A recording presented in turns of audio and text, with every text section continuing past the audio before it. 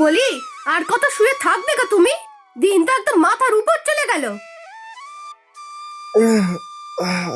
আচ্ছা গিন্নি, তোমার কি আমার সুখ দেখতে একদম ভালো লাগে না? সারাক্ষণ শালিক পাখির মতো শুধু ঝগড়া করো। কি বললে তুমি? আমি ঝগড়া করি? তাই তো। আর এভাবে পড়ে পড়ে খালি শুয়ে থাকলে বাকি জীবন এই চৌকিতেই কাটাতে হবে। যা বলছি শোনো, তাড়াতাড়ি কচু শাক তুলে বাজারে যাও। সকাল গড়িয়ে যা দুপুর হয়ে যাচ্ছে, তোমার তো তাতে কোনো খবরই নেই। আচ্ছা যাচ্ছি যাচ্ছি, এত চিৎকার করো না তো। সকালে ঘুম ভাঙলেই তোমার এই ঝাড়ি শুনতে আর ভালো লাগে না। যাও তো এখন, আমাকে একটু শান্তিতে থাকতে দাও। মরণ! মহারাজকে ঘুম থেকে তুললেই মহাদোষ। যাই হোক, তাড়াতাড়ি জমিতে যাও।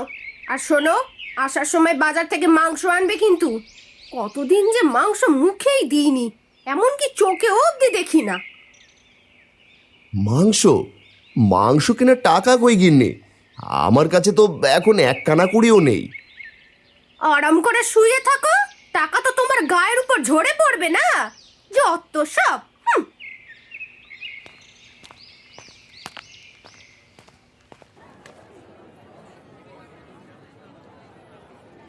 আরে বাহ, কি সুন্দর কচি পাঁঠা! দেখলেই জিভে জল চলে আসছে। ইস, যদি একটু কচি পাঁঠার মাংস কিনে খেতে পারতাম, কি যে ভালো হতো। কিরে রতন, ওই পাটার দিকে এমন হা করে তাকিয়ে কি দেখছিস? হ্যাঁ, মাংস খেতে ইচ্ছে করছে নাকি? আর বলিস না ভাই, গরিব মানুষ, মুরগি কিনে খাওয়ার সাধ্যই নেই, আর এই কচি পাঁঠার মাংস তো স্রেফ স্বপ্নেই। তবে খেতে পারলে মন্দ হতো না। তুই ওই পাটা দেখেই যেতে পারবি, কিন্তু জীবনে কিনে খেতে পারবি না। ওভাবে বলিস না তো ভাই, যদি কপালে থাকে তাহলে একদিন এমনই কচি পাঁঠার মাংস খেতে পারবো। হ্যাঁ হ্যাঁ, সে দেখা যাবেই। বলি ভাই, বিক্রি করো কচু আর খাওয়ার স্বপ্ন দেখো কচি পাঠার মাংস। কিরে ভাই, তুই কি ছেঁড়া কাথায় ঘুমিয়ে লাখ টাকার স্বপ্ন দেখিস নাকি? সে তুই যাই বলিস ভাই, আজ হোক বা কাল আমি এরকম পাঁঠার মাংস ঠিকই খাবো।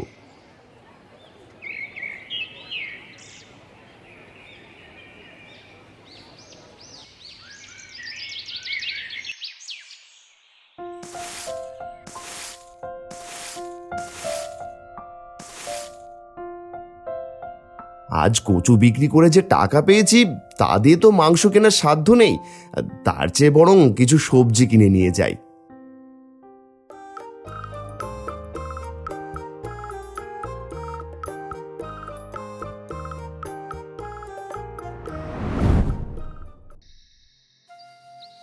ওগো, এতক্ষণে আসার সময় হলো? সেই সকাল থেকে না খেয়ে বসে আছি। কত কাজ যে করেছি না খেয়ে, তার কোনো খবর কি আছে তোমার কাছে? সে খবর তো জানি গিন্নি, কিন্তু কচু যদি তাড়াতাড়ি বিক্রি না হয় তাহলে আমি বাজার করে আনবো কিভাবে বলো? আমি তো ভোরবেলা কচু নিয়ে বের হয়ে যাই, তারপর সেগুলো বিক্রি করে যা টাকা পাই তা দিয়েই বাজার করি। আজকেও বাজার করে এনেছি। তুমি এখন রান্না বসাও, আমার খুব খিদে পেয়েছে। হ্যাঁ হ্যাঁ, বসাচ্ছি। তুমি হাত মুখ ধুয়ে ঘরে এসো, আমি এখনই রান্না করে দিচ্ছি। আর শোনো, একটা কথা, প্রতিদিন সকালে না খেয়ে এত কাজ করতে একেবারেই মন চায় না। যদি তুমি কিছু একটা করতে পারো তাহলে ভালো হতো। কি আর করবো গিন্নি, তুমি তো দেখতেই পাচ্ছ, এই কচু বিক্রি করেই আমাদের সংসার চলে। এর বাইরে আমার হাতে কোনো টাকা নেই। থাকলে না হয় প্রতিদিন ভরপেট খেয়ে তুমিও কাজ শুরু করতে পারতে, আর আমি ভোরে খেয়েই কাজে বের হতে পারতাম। সে আমি অত কিছু জানি না, তুমি যেভাবেই হোক একটা ব্যবস্থা করো। এভাবে প্রতিদিন সকালে না খেয়ে থাকতে আমার আর একদম ভালো লাগে না।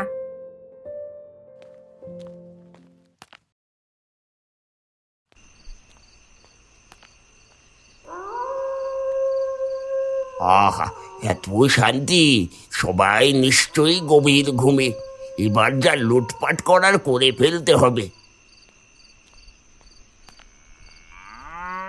ওরে বাপ রে বাপ, এত বড় গরু!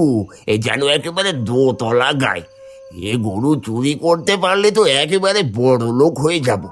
যেভাবেই হোক এই গরু আমাকে চুরি করতেই হবে।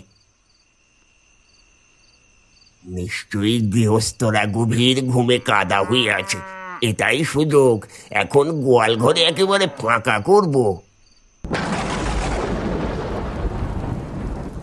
এই যা, বৃষ্টি শুরু হয়ে গেল যে।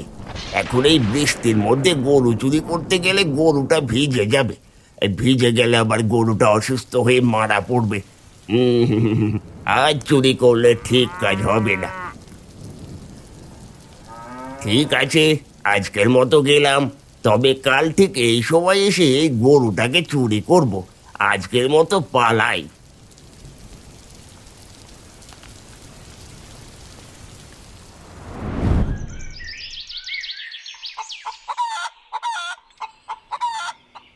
কই গো গিন্নি, ঘুম থেকে উঠেছো? ধুর, এখনো যে ঘুমের রাজ্যে পড়ে আছে। আর দেরি করা ঠিক হবে না, বেশি দেরি করলে কচু নিয়ে হাটে বসার জায়গা পাবো না। আরে এটা কি? এই পায়ের ছাপ তো আমার বা গিন্নির কারোরই নয়। বৃষ্টি তো রাতে নেমেছিল, তখন কেউ নিশ্চয়ই এসেছিল বাড়িতে। না, এটা তো ভালো ঠেকছে না।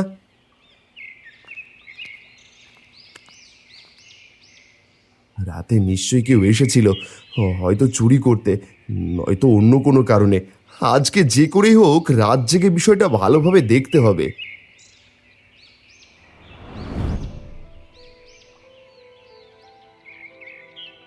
এতগুলো লোক থাকতে আমার বাড়িতে চুরি হয় কি করে?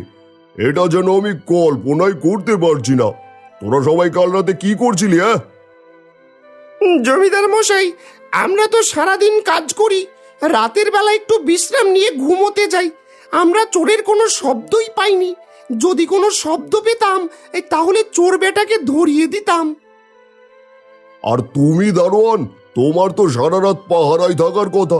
তোমার চোখ ফাঁকি দিয়ে চোর আমার ঘরে ঢুকলো কি করে? হ্যাঁ, জমিদার মশাই, এই চোর বেটা সামনের গেট দিয়ে ঢুকেনি, এটা আমি নিশ্চিত করে বলতে পারি, কারণ আমি সারা রাত সামনের গেট পাহারা দিয়েছি। এই চোর নিশ্চয়ই আপনার বাড়ির পেছন দিক দিয়ে প্রবেশ করেছিল। হ্যাঁ, তুমি ঠিকই বলেছ। চোর হয়তো পেছন দিক দিয়ে ঢুকেছে। এখন সবাই কান খাড়া করে শুনে রাখো, আজ থেকে কেউ যেন চোখ কান বন্ধ করে না থাকে। বাড়ির সব দিকে নজরে রাখবে, যেন আর কোনো চোর আমার বাড়িতে ঢোকার সাহস না পায়। এটা সবার মনে গেঁথে রাখো।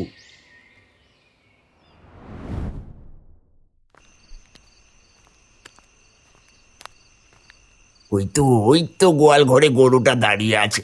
আহা, আজ একটা কচি পাঠা চুরি করেছি, এবার ওই গরুটা চুরি করবার পালা। যাই যাই যাই, আর গরুটা টুকুস করে নিয়ে আসি। আয় গরু বাবা, যাই, আয় আয়, এবার আমার সাথে চল তো দেখি, আমার বাড়ি যাবি। আজ আমার কপালটা খুবই ভালো। প্রথমে জমিদার মশাইয়ের বাড়ি থেকে কচি পাঠা চুরি করলাম, আর এবারে এই গরুটা চুরি করছি।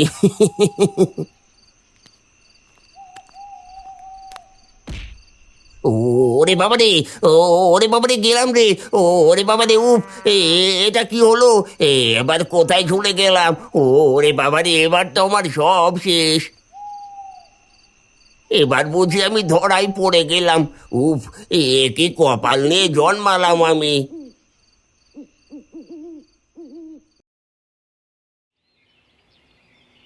এই তুই সেই চোর যে কিছুদিন আগে আমার বাড়ি থেকে চুরি করেছিলি, আর কাল রাতে আমার খামার থেকে কচি পাঁঠা চুরি করেছিস? এই জমিদার মশাই, আমাকে মাফ করে দিন। আমি আর কখনো এমন করব না। জীবনে আর কোনোদিনও চুরি করব না মশাই, দয়া করে আমাকে ছেড়ে দিন। চুপ কর, একদম কথা বলবি না। যদি রতন তোকে ধরতে না পারতো, তুই তো গ্রামের সবার খামার চুরি করে একেবারে শূন্য করে ফেলতিস। আজ তোর পাপের শাস্তি হবে। আর বলবেন না জমিদার মশাই, এই চোরটা পরশুদিন রাত্রে আমাদের বাড়িতে এসেছিল। তখন বৃষ্টি হচ্ছিল বলে গরু চুরি করতে পারেনি। পরের দিন সকালে আমি ওর পায়ের ছাপ দেখতে পাই। তখন দড়ি দিয়ে গোয়াল ঘরে একটা ফাঁদ পাতি, আর সেই ফাঁদে এই চোর ধরা পড়ে। রতন, তুমি খুব বুদ্ধির পরিচয় দিয়েছো। তাই এই চোর ধরার জন্য তোমাকে পুরস্কার হিসাবে আমি একটা কচি পাঠা দিচ্ছি। এই বলতেই হয় ভাই, তোমার কপাল ভালো। চোর ধরে এবার একটা কষি পাঠা পুরস্কার পেয়ে গেলে। হ্যাঁ ভাই, কপাল ভালো হলে যা হয় আর কি। তবে কপাল ভালো হোক আর যাই হোক, খরচা তো আছে, সেটাও দেখবে।